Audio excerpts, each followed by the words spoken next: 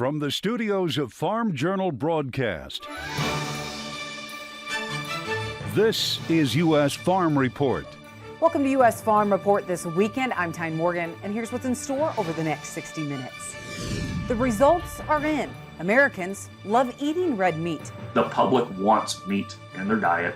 I think their ability to pay for it is going to improve in the next 24 months.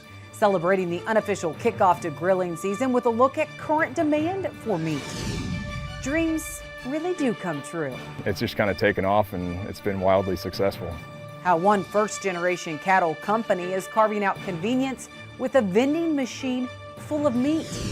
Rough waters for the Biden administration's Clean Water Act. How a Supreme Court ruling could force the EPA to change course on WOTUS. And in John's world, when was America settled?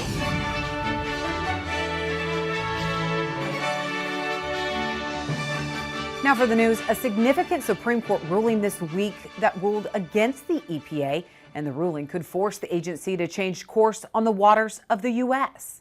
The Supreme Court siding with an Idaho couple this week in its battle against the EPA over the waters of the U.S. rule. The court concluding the government was wrong to use the Clean Water Act to prevent a couple from building a house on wetlands near one of Idaho's largest lakes.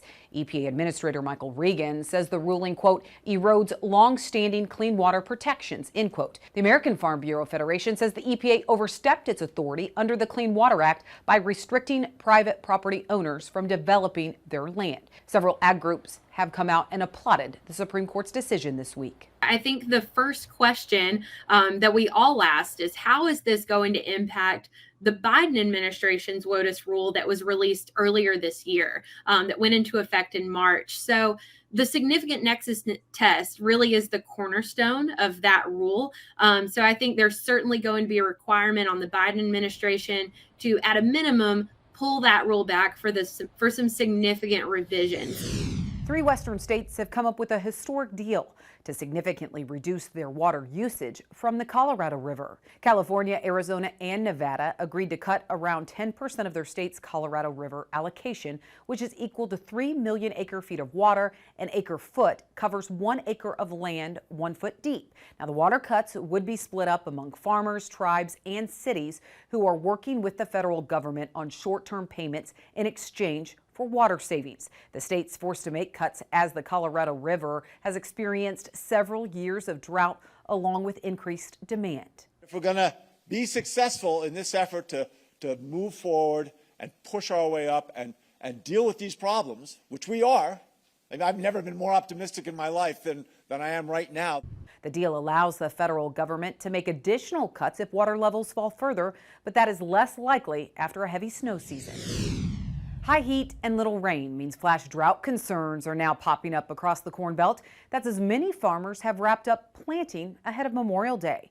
USDA says 81% of the corn crop across the country is in the ground. But look at North Dakota. Only 1/3 of the corn was planted as of Monday, and many farmers may have run out of time. The crop insurance deadline for corn planting was May 25th, and that means more farmers may be forced to take prevent plant. But now the focus is on the dryness. USDA meteorologist Brad Rippey says Chicago is heading for its second driest May on record. And this week's drought monitor showing while rains helped improve the drought situation across Texas and Oklahoma, drought actually expanded in parts of Iowa and Illinois. And then check out NOAA's temperature forecast for next week. The National Oceanic and Atmospheric Administration forecasting temps to hit close to 100 degrees in a pocket of northern Illinois. After a rapid run-up in farmland prices, the market is now seeing a sudden slowdown. And one land expert telling me it's a change that's only occurred within the past 2 months. Jim Rothermich of Iowa Appraisal says the buyer pool has shrunk, and it's not just due to fewer farmers buying land, but also shrinking interest from outside investors. So check this out. He says in 2022, Iowa saw 19 farmland sales of over $20,000 per acre. So far this year, there have been 11, but 8 of those happened in the first 3 months of the year. Rothermich says farmland isn't the scalding market like we saw in 2022, and the biggest hit is coming from lower quality ground with an uptick in the number of no sales at auction. Rothermich says the biggest 2 drivers are lower commodity prices and high input costs, with interest rates coming in third. Interest rates have some influence, but there's so much cash reserves out there, it hasn't taken full effect. So in time, as those cash reserves get depleted in the countryside, those interest rates will start affecting land values. So I expect in the next 12 months, I would say we have a potential for a 10% price correction in the land market. One Ukrainian port has stopped operations, the government claiming Russia is not allowing ships to enter it. It's the port of Pivdini. It's near Odessa on the Black Sea. A Ukrainian official saying the port is being cut out of the Black Sea grain deal right now. As we reported last week, Russia and Ukraine just agreed to extend the deal for 2 months. The United Nations, which helped broker the original agreement last summer and the latest extension, expressed concern about the port being shut off. All right, that's it for the news. Well, it looks to be dry across much of the country this weekend. Perfect if you want to get outside, but there are concerns about flash drought. We'll have a check of weather coming up next. U.S. Farm Report weather is brought to you by H&S Manufacturing. The new 1200 series Big Dog forage boxes now feature new heavy-duty dual gearbox-driven apron chains and are available in 26 and 30-foot models. Find out more about the Big Dog boxes at the H&S website. Time now for a check of weather. Courtney Jorgensen joins us this weekend. Courtney, flash drought concerns are building, and as you look at the forecast next week, it's not only going to be dry for some, but we're talking about some major heat. That's right, Tyne. On top of the drought concern, we also have a significant amount of heat, as well as those lower precipitation amounts forecasted across the nation. Take a look at the drought monitor right now. Still looking at that exceptional drought through portions of the Central Plains out there. That was a continuing trend last year as well, too, and even down into portions of Florida as well, where we are looking at an extreme drought also. Taking a look at our root zones and what that means for us, just updated, you can see that still significant, very dry to extremely dry conditions as far as our root zones are concerned. And that's a similar thing off towards the northwest as too. A bit over on the east coast, that is continuing to become more dry as well. Now we can certainly use that rain, unfortunately, especially for portions of the northern Great Lakes. They're not going to be seeing much of it. It'll be close to normal as we head into June, the start of June, actually, that whole first week of June, but over towards the southwest, we'll actually start to pick up a little bit more precipitation as far as our outlook is concerned. That ridging system that we have been watching as far as the jet stream is concerned does continue for a bit longer. Take a look as we head through Monday. We're still looking at that ridging. As we head into Wednesday, that continues on into Thursday, Friday, same kind of thing. We'll start to see a little bit of a break in that as we head into next weekend. Hopefully we're going to be keeping our eye on that, especially over towards the northeast where we start to see some of those effects. We could really use that rain showers along with that, as we were talking about the heat. Take a look at that temperature outlook over the next couple of days. You can see well above normal temperatures for the northern half of the country. This is pretty significant. Certainly below normal temperatures over towards the southwest. Now, as we take a look at what's going to be happening ahead as we head into Monday, high pressure still dominating the area. That's that ridge out there. We'll see a bit of moisture through the central portions of the country where they could use it, so that'll be fantastic. Even a bit over on the east coast as well. Then as we head into Wednesday, high pressure still in place. Those chances for rain showers do become much more isolated, as you can see, maybe in the central portions of the country, a bit into the northwest over the mountains as well too. But as we put this in motion and on into Friday, there's that high pressure still kicking on. The good news is, especially for the Great Lakes, that's when we start to see that next chance for some rain showers over in the Great Lakes and picking up a bit into the south and also over into the northwest. All of these areas could certainly use more rain showers as those drought conditions do continue to increase out there. Well, we will take any rain we can get. Thanks, Courtney. Well, speaking of the dryness and the weather, is it starting to catch the attention of the markets yet? Chip Nellinger and Mike North join me for our marketing roundtables next. Welcome back to U.S. Farm Report this Memorial Day weekend. All right, as we kind of kick off the summer and as we look at weather, it seems like weather is impacting the markets. Chip, we're seeing warmer, drier forecast for next week, but it seems a little bit early to be talking about that for corn prices specifically. Yeah, it is very early. I think that's why the market's been a little bit reluctant to put a big rally in. We have covered a few shorts in the corn market. We pushed up to the 20-day moving average and couldn't do much above there. I think once we get past the Memorial Day weekend here, long weekends always tend to kind of hamper the market's ability to do much under the worry that the forecast will do a 180 over a long weekend. But if we come back in, Monday night, Tuesday morning, and we still see a forecast that takes us into mid-June that has no, measurable rain in it, I think then the market starts getting a little more worried about, this dry weather continuing into the last half of June. Well, the other extreme of that, though, Mike, we look in North Dakota where they had a slow start to planting. Well, here we are now, past this crop insurance date, as farmers look at either switching crops or taking the prevent plant. As you have conversations, what are more North Dakota farmers doing this year? Because it is a different market situation than we saw a year ago. It is. $591 spring price on crop insurance has a lot of people considering the prevent plant option because we are moving into that final plant date. And, ultimately, while there are some that are considering the route of soybeans, that still requires fields to be ready. And I think as you look at the options today with the cost of production where they're at and what the markets have recently done, that prevent plant option is becoming more attractive all the time. So as we look at the broader base of acres further north in the Corn Belt, specifically North Dakota, you might see some get lost. Overall, do you think that USDA is missing the mark specifically when it comes to the new crop demand, Chip? Well, I think that's the big question in the market's mind. And I go back a couple weeks to the May crop report showing, 181 bushel and 181 and a half national average yield in corn, 52 on beans. And the market, due to some, pretty poor, arguably very poor export sales weeks here, is worried about demand, and rightfully so. But to Mike's point earlier, you shave 1 million acres off of corn, and you take 3 or 4 bushels off of the national average yield, and all of a sudden we're back under a 2 billion bushel carryout, and the market now is assuming we've got somewhere north of a 2 billion bushel carryout. My point with that is, going back, the weather definitely does matter here going into June and July, and it wouldn't take much of a threat to shave that back, even in spite of the market's assumption right now that demand is a real problem. And I'm not sure that that's warranted right now. When South America and Brazil in particular comes out of their harvest, we usually have a lull in our exports on both corn and beans anyway. So this isn't seasonally unheard of. If this comes roaring back into late summer and we put a threat on the market, then we're going to be way too low priced here. I mean, what is the possibility that we do see that demand come roaring back, Mike? Well, I think ultimately if weather starts to rear its ugly head, it comes back pretty quick. I mean, if you look at the setup right now, we've had a big crop in Brazil, and that's helped to offset some of the losses in Argentina. We're expecting a big crop in the United States, but a part of that discussion revolves around an El Nino pattern that ultimately is very favorable to U.S. yields typically.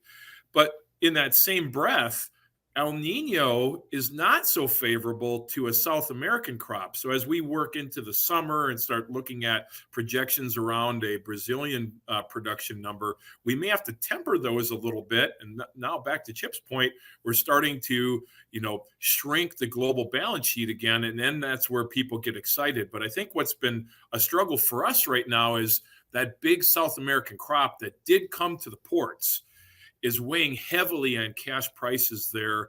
And last look, we have corn prices about 70 cents lower than the U.S. and beans at about $1.70. It's very difficult for us to compete with that. And that's why you're seeing some of these cancellations on corn and why we're posting negative net sales numbers on the week. It's a tough environment right now. It's one that could change very quickly. And so, just like we say in Wisconsin with regard to weather, if you don't like it, wait 5 minutes. And that's kind of how this thing could go as we come through the summer. Well, what is the path of least resistance when it comes to cattle prices? We need to get in dairy as well, as milk takes center stage at the Indy 500. So we'll talk markets coming up later on U.S. Farm Report. Well, a little history lesson this Memorial Day weekend as we head to John's farm for John's World this week.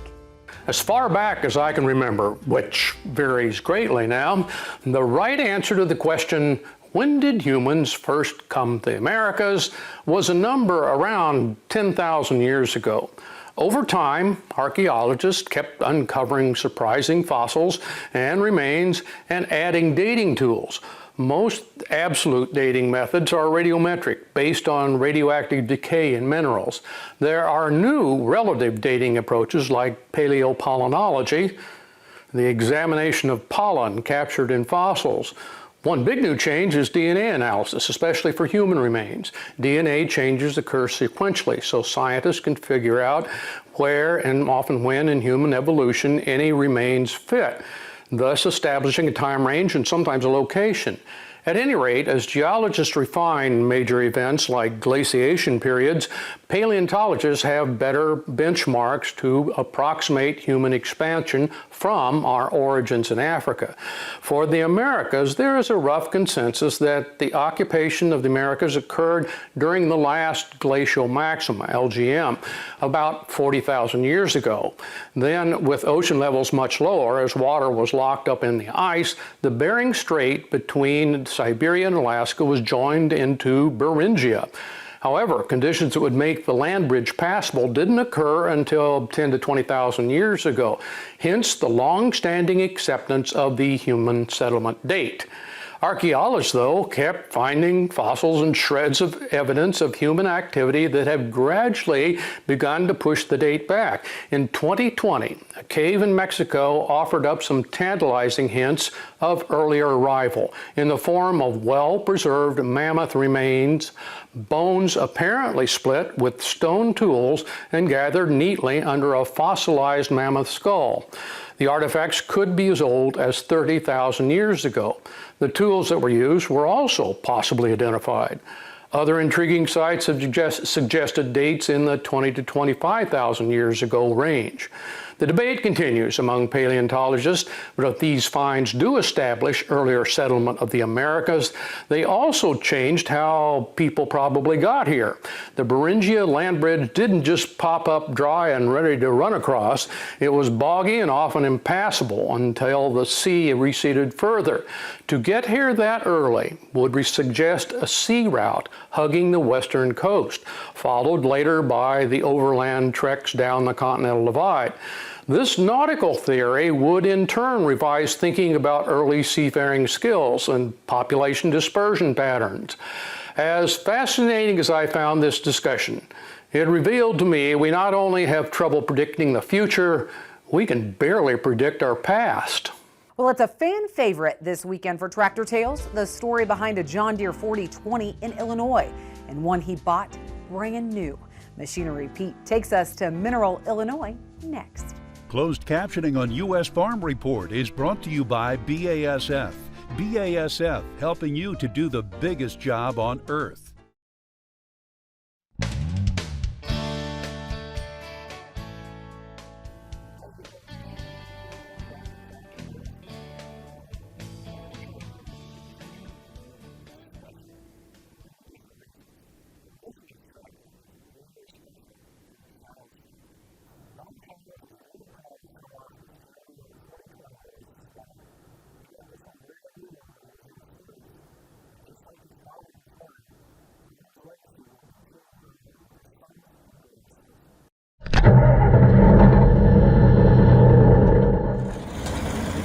I bought it new in 1970.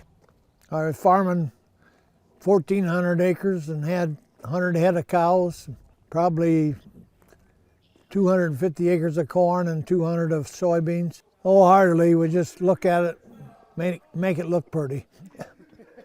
My son, Rick, he painted it and overhauled it.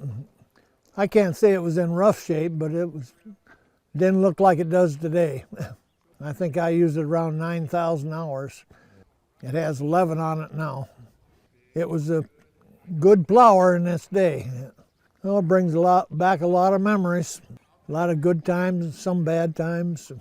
I farmed this tractor from 1970 till 1999, and that's 29 years, and still was a good tractor. In the meantime, I'd put a blower on it, and I and another fellow, we'd put it on his International and my Deere at the same time. One time I had a little trouble with injection pump. Something about a circle broke in there, and they put it on the dyno and it was turning 180 horse. They didn't run it along that way, and I didn't either. I'm retired. I'm kind of on call for when they need me. Thanks, Greg. I can see why so many do like those 40/20s. Well, it's Memorial Day weekend, the unofficial kickoff to grilling season, and even with inflation, meat demand is surprising. We'll tell you why. Plus, a vending machine full of meat. Yep, it's real, and we have the backstory, so don't go anywhere. We have so much more to share this Memorial Day weekend. U.S. Farm Report is produced and distributed by Farm Journal Broadcast.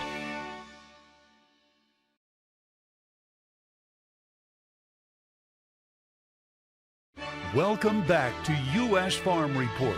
Trusted, timely, tradition. A new study from Newsweek shows out of 1,500 Americans, the majority not only regularly eat meat, but view it as a healthy choice. And 81% say they consume meat at least once a week. And this Memorial Day weekend means it's a long weekend with more cookouts, which is good news as it's also firing up meat demand.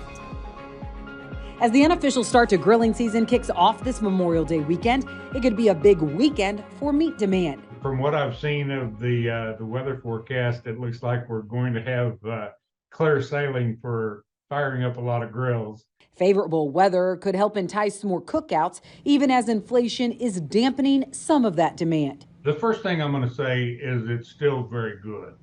Now, with that said, are we clearly seeing signs of softening demand across all species? We absolutely are. And with the Federal Reserve weighing the possibility of more rate hikes yet this year, the impact on meat demand is something economists are watching. We have some things we need to be watching, and certainly as inflationary pressures, recessionary threats impact consumer spending, we're seeing it in the meat case. There's no denying that inflation has put pressure on many Americans. Kansas State University economist Glenn Tonzer is watching that closely with the monthly meat demand monitor. Specifically about the middle of 2022, depends on the cut and the species and the product of what month I'd say it peaked, but somewhere between April and July of 2022 is what I would call the peak. Tonzer says you have to keep in mind that while demand did peak, it was at historically high levels. And today, domestic demand is softening. My opinion is that the broader macroeconomic situation, and even more narrowly, personal finances for many households, are putting a pinch on wallets. The surge in meat demand, despite higher prices, happened longer than many economists even thought. One reason may be the number of Americans who built up their savings during the pandemic from less travel and staying at home more. Add to that all the pandemic payments from the federal government. According to IRS data, 3 rounds of stimulus money created more than 476 million payments, and the grand total, more than $814 billion. And that allowed a bigger cushion to absorb higher meat prices, and households remained willing to do that for some time as long as they had those built up savings. Now that those pandemic payments have stopped, households have chewed through those extra savings, and inflation is also weighing. That's why Tonzer says the meat demand monitor shows financial sentiments are waning. We ask how your financial situation for your household is now compared to 1 year ago, and there's more people that say it's worse, and there's fewer people that say it's better, both compared to April of 22 and April of 21. There are still several silver linings, and one of those is the longer-term trend in meat demand. Meat protein demand in the U.S. is still higher today than it was before the pandemic. So this is not doomsday per se. It's comparing to a fairly high peak that we had, roughly a year ago in many of these metrics. So yes, demand has eased, but some context is important. Don Close says at the retail level, the current price spread on retail pork versus pork cutouts is creating a very unusual situation. Retail pork prices are softer than they were, but still right at their highs. But the price spread between retail pork prices and pork cutout values is incredibly wide. But beef is seeing the opposite story play out. He says even with the current drop in cow slaughter, the percentage of heifers in the fed slaughter mix is still incredibly high, a sign liquidation will continue. Because of the weather influences, particularly across the northern feeding states, this market has performed as if it is a sprint, and this market is a marathon. We haven't got to our tightest numbers yet, So this market will, by all rights, should continue 23, 24, and even into 25. It's a situation meat packers are also grappling today. The latest Sterling Profit Tracker shows beef packer margins have declined significantly from $177 per head a year ago to just over $23 per head profits today. If you look at packer earnings across the board, and even all species, I have been surprised at how rapidly those earnings have eroded. Americans are still hungry for protein and specifically meat. The public wants meat in their diet. I think their ability to pay for it is going to improve in the next 24 months, specifically on pork and chicken. And Close's request this holiday weekend to help that demand, well, it's short and sweet. I just encourage consumers to go out there and fire up those grills. Driving demand one grill at a time as peak summer demand heats up. Now, Don Close thinks cattle contraction will continue, and that means even higher cattle prices in the months ahead. But do our analysts agree? Mike North and Chip Nellinger rejoin us for our marketing roundtables next. Welcome back. Chip Nellinger and Mike North rejoining us. Well, Chip, in our Farm Journal report, we talked about kind of domestic demand softening a bit, but that was expected off of the highs that we've seen. Export demand, specifically with pork, is pretty good. But when you look at cattle today, what do you think is the path of least resistance when it comes to cattle prices this year? Well, to me, it's certainly higher. They've tried to break this cattle market. They can't. We did have a couple weeks of lower cash rate, but it's right back going to be higher this week. And the futures look like the path of least resistance is higher. You look at deferred feeder cattle making new contract highs almost on a daily basis, and something's got to give. Deferred live cattle either have to rally to bring some profitability back to the feeding sector, or feeder cattle have to break. And the numbers are tight enough that it doesn't look like feeder cattle can break here. So the big thing to take home, though, is, and we've been worried about this for 9 months, can the consumer continue to support these higher beef prices? Eventually, these higher prices will ration demand, but right now it doesn't look like we're at a high enough level that that's starting to happen. And the path of least resistance, at least in my mind, is easily for higher in the cattle complex. Well, Mike, I know, dairy producers with more beef on dairy, we're seeing a large focus on the cattle market too. But when it comes to the dairy market, I know today the situation is oversupply. But as we see USDA coming out with an announcement this week, what was that announcement, and could it change the game possibly for dairy demand? Yeah, we're still digging into the details, but it is a bit of a game changer if the full opportunity is realized. And if you look at it, we had part one of this purchase made last year, and it resulted in about 2 million pounds of cheese being moved into the USDA. And this is going to be used for food banks, local food purchase assistance, schools, above and beyond their normal purchases. And when you break it all down, they're looking for 47 million pounds of cheese. That's 1,900 truckloads of cheese to be delivered somewhere in that neighborhood, we believe, from about October out through next June. So if we go through the bidding process stage by stage and can fully realize that amount of cheese being sold to the government, that's a little bit of a game changer. It starts to put some value back into those fall months, first on cheese and the class 3 complex, and then secondarily as it creates competition back into that class 4 market as well. So it is a potential game changer if it's realized, but also know that the bidding process has multiple stages, and they've unveiled what the opportunity could be, but now we have to see which sellers are willing to participate, how much they're willing to allocate, and then in stage 2, whether or not they qualify and where the delivery locations are. So it's a complicated and convoluted process. And so you don't really know exactly how big it is until you get to the end, and that could be a couple of months yet. Well, looking at the pork complex, Chip, we still see relatively high retail pork prices, but, demand is pretty good on the export front when it comes to pork. So what is the battle right now when it comes to these pork prices? And pork producers pretty frustrated at the moment.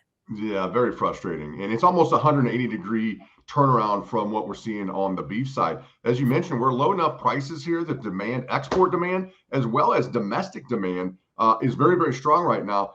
The funds are short. They continue to sell every rally. Part of the problem, the first problem is the premium in the deferred contracts, and we haven't been able to see that cash market and cutout see much stability or rally. I think the second thing is a lot of fears around this, California legislation that, maybe that could in the short run mean some sow liquidation, maybe some uncertainty about demand out of California. And obviously that's a massive, base of demand on the pork. So I think the combination of that in conjunction with the cash market just not being able to get up and rally yet really has the funds selling every bounce that you see in the market. It's been frustrating. You've seen a couple days where we've been $2 higher, $1.50 higher, and the next day they give it all back and then some. So we just can't seem to find a footing yet. And we'll talk quite a bit more about the pork market coming up in a couple of weeks. We'll be at World Pork Expo for a live taping of U.S. Farm Report. But Mike and Chip, thank you so much for joining us this weekend. We appreciate it. Let's take a quick break, and then we'll have much more right here on U.S. Farm Report. A vending machine packed with protein, and not just any protein, but beautiful, high-quality steaks. It all started with a wild idea for a fifth-generation cattle producer, but a first-generation cattle company. And this Memorial Day weekend, we see how one family is serving up the meat while carving out convenience. Nestled along the rolling hills of western Missouri is where you'll find Tim Hare. I'm the fifth generation of my family to take this on. A fifth-generation farmer of what's now a first-generation business. Greengrass Cattle Company started 2 years ago. After the flood of 1993, the family sold their farm and cattle, and Tim's mom and dad landed jobs off the farm, but still within agriculture. And then after he retired, he kind of approached us and said, hey, you guys want to make a run at this full time? And after that, we started adding back to the herd and increasing our numbers. It's growth that hasn't always happened by chance. The Hares are intentional in everything they do. We first started out, we were just selling sides of beef. We didn't have a retail store. We had a small online presence, but we didn't have an e-commerce site or anything. But when the COVID pandemic hit, demand was on fire, and the Hares knew it was time to dish out something new. We looked at that as an opportunity to start processing cattle at a USDA facility and then selling individual cuts of beef as well. And so they did, opening up this storefront in Weston in September of 2021. It was a way for the family to connect with consumers and share the story behind the beef. I think it's really important, and I think consumers care about it too. The types of questions that we will get are often very detailed, and you can tell that people, want to know that the food that they're eating was raised by a local family or that it was cared for. Differentiating their business has become Greengrass Cattle Company's specialty. And Tim says it all starts with high-quality bulls, carefully selected for certain traits. We weren't concerned about a lot of the other things that traditional producers are looking for. What we were looking for were bulls that had high EPD scores in ribeye size and marbling. Docile bulls that are Black Angus, sourced from Keneally Angus in Whitman, Nebraska. And we found great value in buying those, and it's turned out to be a pretty successful venture for us. The deliberate decisions made here are also ones that can be a bit different, especially when it comes to some of Tim's off-the-wall ideas. Last year, I had a buddy of mine that moved to Germany, and I was talking to him one evening, and he goes, man, you're not going to believe this, but I get my bratwurst out of a vending machine that's 2 blocks away from me. And with that, Tim had an idea: create their own vending machine full of meat. I researched the different machines that were available. How could I make this work to sell not just bratwurst and ground beef, but steaks even. And I finally found a machine that I liked, that I thought would work and accommodate our needs. It wasn't just finding the right setup, but also the right location. Keith Bradley at Made in KC, he really believed in our idea. He's really supported us through this whole venture. And they've got a lot of runway. I think they have close to 15 stores in Kansas City. That idea is a reality today. Located inside Front Range Coffee House in the middle of Kansas City, which is 40 miles from their farm. It's just kind of taken off, and it's been wildly successful. An automated vending machine that even allows Tim to constantly collect data. In working with the distributor that sells the machines, we were able to find a card reader that actually provides a lot of telematics in real time. Out of all the aggregated data, the most telling point may be how people will buy steak at any hour of the day. I didn't know if the machine was going to be successful to start with. When people were buying steaks that late at night, it just kind of validated all the assumptions that I had. The reviews of Greengrass Cattle Company tell the story best. They've carved out convenience while attracting a loyal customer base across the entire Kansas City area. We're not that far removed from having a grandpa or an aunt or uncle that lived on a farm, right? That were farmers as a profession. And nowadays, we're just not seeing that as much. And so bringing people closer to ag is a big objective of ours. Whether it's buying a steak from this vending machine or visiting the family's feed store they just acquired earlier this year, the Hares have not only carved out convenience, but also a niche. When we first opened up the doors to the store, we were answering questions that ourselves we just kind of took for granted as knowledge that we had our whole lives. We're not just trying to provide locally raised beef to consumers, we also have an obligation now to educate them and make more of a connection with where our food comes from. Now, the family says everything they do is intentional and with a purpose.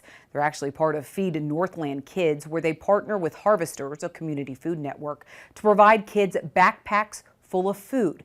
They donate 12,000 pounds of meat a month through that program. All right, when we come back, the decline in religion in the U.S., a follow-up to John's Easter weekend commentary. Customer support is next. What happened to Sundays? Well, Easter weekend, John Phipps' commentary about religion did spark some questions and some comments, and he's here to answer one of those viewer notes this weekend in customer support. Carol Lawrence offers an observation on religion and housework. It seems to me the decline in religion makes sense. When I grew up in the 60s, my mother was a homemaker, and all the stores were closed on Sunday. Now, both spouses generally have to work, and most workplaces are running every day of the week. Therefore, if you aren't working on Sunday, you are getting caught up on household chores. Carol, please send an address for your mug. When I spoke about the decline in religious affiliation, it was to provide some background for social and even political trends to guide our expectations and decisions. The change in customs surrounding weekends, especially Sunday, that Carol mentions has proven to be a powerful contributor. The 60s were the beginning of the rapid rise of women in the workplace until today, when they comprise almost half. Household chores like shopping were compressed into the weekend. Nor were home tasks evenly distributed by gender, and remain so today. Women not only work nearly as many hours as men, but still do a large majority of the childcare, cooking, and other home chores. While this ended some traditional schedules, it was an economic boom. Currently, women not only work, but are increasingly likely to be the major wage earners in a household. Over 60% of college graduates are female, so the probability of women in the higher paying jobs will increase as well. As women entered the labor force, doubled income suddenly gave families more disposable income. To capture that new consumer spending power, stores accommodated the tighter family schedules. Family time was hard to carve out of those schedules, and perhaps church drifted from regular to rare. Work also provided women with social interaction, replacing church activities. Multiple surveys of church attendance suggest other problems as well. An aging membership was the largest influence, along with population stagnation. Female employment has been shown to significantly reduce family size, and childless by choice couples are increasingly common. Church participation in political issues is problematic, energizing some members but repelling those with contrary views. Church services can seem lame compared to 24/7 entertainment choices, especially with the young. Regardless of the reasons, and I think Carol identifies a key factor, we may soon have a national population where none of the above is the largest religious affiliation. Well, as American flags are displayed across the country this Memorial Day weekend, one lucky viewer is about to win a beautiful flag display.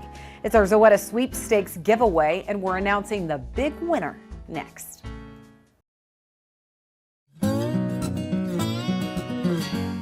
A few weeks ago, we kicked off a sweepstakes called Zoetis Freedom Recognition Sweepstakes by Farm Journal. We're giving away an American flag wall display, very fitting this Memorial Day weekend. Now, we've been announcing winners throughout the week on Ag Day, and we have the final winner of the last special edition golf bag. Congratulations to Brandon Farrell of Lone Elm Beefmasters. He won that golf bag. And now for our grand prize winner. The winner is Frank Kaler of Homedale Farms in St. Charles, Minnesota. You're the winner of this American flag wall display. Congratulations to all the winners, and thank you for entering. And a special thanks to Zoetis for the Freedom Recognition Sweepstakes by Farm Journal. And speaking of freedom, let's take time this Memorial Day weekend to remember those who died in service to our country. We are the home of the free because of the brave. Thanks for watching, and join us next week as we work to build on our tradition. Have a great weekend, everyone. U.S. Farm Report is produced and distributed by Farm Journal Broadcast.